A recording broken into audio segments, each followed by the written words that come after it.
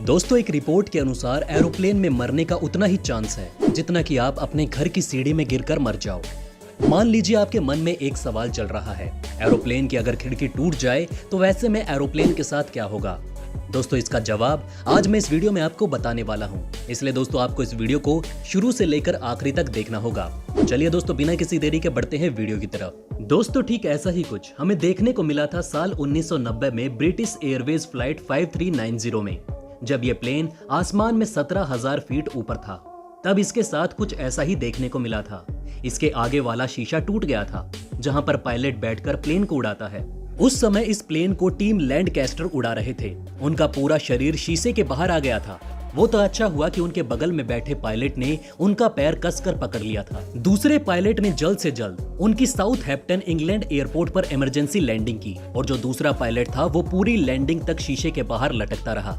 वो तो अच्छी बात थी कि उनकी जान बच गई, बस हाथ में थोड़ा फ्रैक्चर देखने को मिला था। सिचुआन एयरलाइन फ्लाइट 3U8633 के साथ भी एक दुर्घटना देखने को मिली थी, जब ये 2018 में आसमान में उड़ रहा था। इसमें पायलट के कैबिन के आगे वाला शीशा पूरा निकल कर गिर गया था। वो तो अच्छा था कि ये प्लेन को उड़ाने वाला पायलट सीट बेल्ट बांधे हुए था, जिसकी वजह से वो शीशे के बाहर नहीं गया। सेफ्टी के साथ इस प्लेन की इमरजेंसी लैंडिंग करवाई गई। अब दोस्तों, आपके मन में ये सवाल उठ रहा होगा कि जो प्लेन का गिलास या शीशा टूट जाता है तो प्लेन में इतना शोर शराबा और इतना डर वाला माहौल क्यों बन जाता है। असल में दोस्तों, प्लेन के अंदर एक तरह का आर्टिफिशियल माहौल बनाया जाता है, क्योंकि आपको पता होगा आसमान में ज्यादा ऊपर ऑक्सीजन की सही मात्रा मौजूद नहीं होती। जब प्लेन का शीशा टूट जाता है तो वो प्रेशराइज हो जाता है। जैसा कि आपने देखा होगा, आजकल बहुत लोगों के रूम में ऐसा किया जाता है। बड़े बड़े ऑफिसों में भी ऐसा करना अब तो आम बात हो गई है। यही वजह है कि हमें प्लेन के अंदर इतनी ऊंचाई पर बिल्कुल नॉर्मल फील होता है। अगर प्लेन के अंदर शीशा ना लगाया जाए और प्लेन को बिल्कुल बस की तरह रखा जाए तो ऐसे में पैसेंजर ना सांस ले सकते हैं और ना ही होश में रह सकते हैं। यही वजह है कि प्लेन के अंदर आर्टिफिशियल कंडीशन को बनाया जाता है। जब प्लेन हवा में ऊपर रहता है तो उस समय ऊपर बहुत ज्यादा ठंड रहती है, और साथ ही साथ ऑक्सीजन और एयर प्रेशर भी बहुत कम होता है।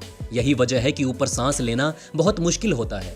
जब कोई भी शीशा टूट जाता है उस समय अंदर का सारा प्रेशर बाहर की तरफ निकलने लगता है, यानी जो प्लेन के अंदर की तरफ आर्टिफिशियल कंडीशन मौजूद रहती है वो बाहर की तरफ जाने लगती है, और बाहर की कंडीशन प्लेन के अंदर भरने लगती है। जैसा कि आपको पता होगा, हवा में प्लेन 500 किलोमीटर प्रति घंटे की रफ्तार से चलता है। यही वजह है कि जब शीशा टूट जाता है तब हम उसको फील करने लगते हैं। इसी वजह से प्लेन में बैठे यात्री पूरे तरीके से घबरा जाते हैं और डरने लगते हैं। इसी चीज को एक्सप्लोजिव डिप्रेशन कहते हैं। यही वजह है कि आजकल के जो प्लेन बनाए जाते हैं उसका कांच बहुत ही मजबूत रखा जाता है। ये कांच हमारी सोच से भी ज्यादा मजबूत होता है। इस कांच को बहुत ही एडवांस तरीके से बनाया जाता है। आजकल जो प्लेन में विंडो होती है उसको सिर्फ एक लेयर से नहीं बनाया जाता, बल्कि उसके अंदर कई लेयर मौजूद होती हैं। अगर मान लीजिए एक लेयर टूट भी जाती है तो बाकी की लेयर सही सलामत रहती है। उम्मीद करते हैं दोस्तों, अब आप जान गए होंगे कि अगर प्लेन का शीशा टूट जाए तो ऐसे में क्या होता है। अब बात प्लेन की हो ही रही है तो हम आपको हवाई जहाज से जुड़े ऐसे फैक्ट बताते हैं जो आपने इससे पहले नहीं सुने होंगे। नंबर 1, ज्यादातर हवाई जहाजों में पायलट और को पायलट को एक ही प्रकार का खाना खाने की इजाजत नहीं होती। इसके पीछे की वजह यह है कि यदि किसी खाने में फूड पॉइजनिंग जैसी समस्या हो तो इससे जहाज के सभी क्रू मेंबर्स बीमार ना पड़ जाएं। नंबर 2, अगर आप हवाई जहाज में बैठे होंगे तो बैठकर कुछ खाए होंगे तो यकीनन आपको खाने का स्वाद कम लगा होगा। असल में दोस्तों, इसके पीछे की वजह ऊंचाई में जाने के कारण हमारे जीभ का स्वाद बदल जाता है, क्योंकि अधिक ऊंचाई पर हमारे सूंघने की शक्ति कम हो जाती है, और यही वजह है कि हवाई जहाज में हमें खाने का स्वाद कम लगता है।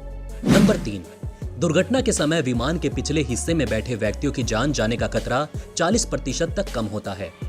नंबर 4, हवाई जहाज में वैक्यूम टॉयलेट का उपयोग किया जाता है, जिसे फ्लश करने पर जबरदस्त खिंचाव पैदा होता है। अगर आप टॉयलेट पर बैठकर फ्लश करेंगे तो सक्शन की वजह से आपका शरीर अटक सकता है, इसलिए टॉयलेट पर बैठकर फ्लश कभी ना करें। नंबर 5, टॉयलेट के दरवाजे अंदर से लॉक होने के बावजूद बाहर से भी खोले जा सकते हैं, ताकि आपातकाल स्थिति में जल्दी से लोगों को बाहर निकाला जा सके। नंबर 6, हवाई जहाज को कुछ इस तरीके से डिजाइन किया जाता है कि उसे आसमानी बिजली से कोई नुकसान न हो। इससे पहले बिजली गिरने से विमान का दुर्घटनाग्रस्त होना एक आम बात थी, लेकिन सन 1963 के बाद ऐसी कोई भी दुर्घटना नहीं हुई है।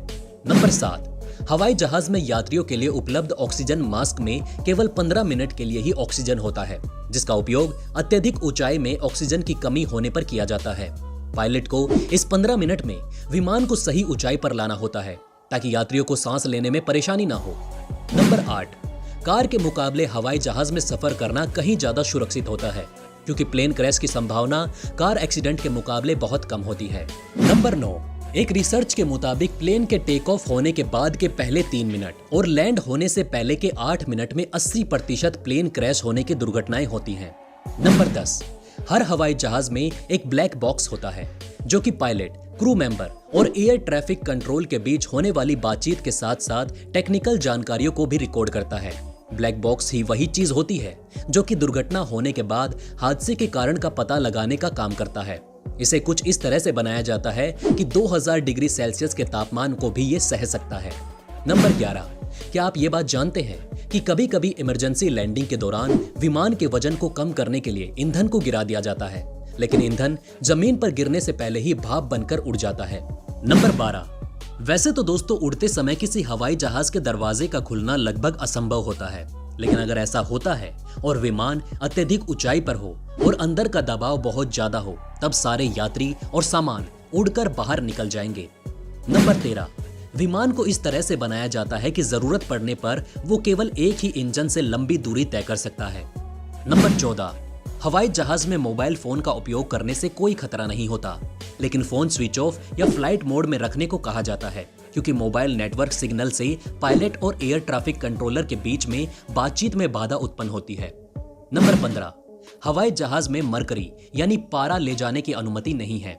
इसका थोड़ी सी भी मात्रा बहुत बड़ा नुकसान पहुंचा सकती है, क्योंकि मरकरी एल्युमिनियम को नष्ट करता है और हवाई जहाज एल्युमिनियम से ही बना हुआ होता है। नंबर 16, दोस्तों हम आपको ये भी बता दें कि फ्लाइट की इंटरनेशनल लैंग्वेज इंग्लिश है, इसलिए एक कमर्शियल पायलट और फ्लाइट कंट्रोलर को अंग्रेजी आनी जरूरी है। नंबर 17, विमान की खिड़कियों में एक छोटा सा छेद होता है जो कि खिड़कियों के बीच के दबाव को नियंत्रित करता है और इसे कोहरे से दूर रखता है। नंबर 18, यात्रियों के लिए इमरजेंसी एग्जिट तो होते ही हैं, लेकिन पायलट्स के लिए भी एक इमरजेंसी विंडो होता है जो कि कॉकपिट पर हवाई जहाज के अनुसार अलग अलग जगह पर हो सकती है।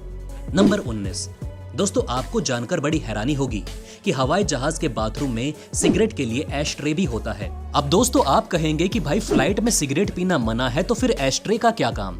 दरअसल दोस्तों वो इसलिए है क्योंकि इंसान का कोई भरोसा नहीं है। ऐसे में यदि किसी ने सिगरेट जला भी ली तो उसे बुझाने और फेंकने के लिए कोई तो जगह होनी चाहिए।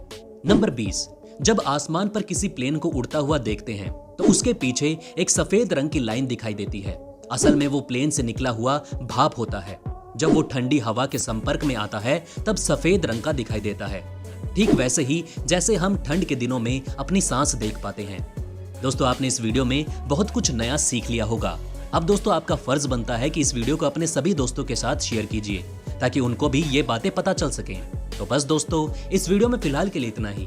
मिलते हैं एक नए वीडियो में एक नए टॉपिक के साथ, तब तक के लिए अलविदा। लेकिन जाने से पहले दोस्तों इस वीडियो को ज्यादा से ज्यादा शेयर करें ताकि आपके अपनों के पास भी ज्यादा से ज्यादा जानकारियां पहुंच सके। उम्मीद करते हैं कि आपने इस वीडियो से कुछ ना कुछ नया जरूर सीखा होगा। अगर हाँ तो लाइक करके हमें अपना प्यार दिखाइए, कमेंट करके हमें अपनी राय बताइए और चैनल को सब्सक्राइब करके अपने ज्ञान को ऐसे ही बढ़ाते रहिए। धन्यवाद।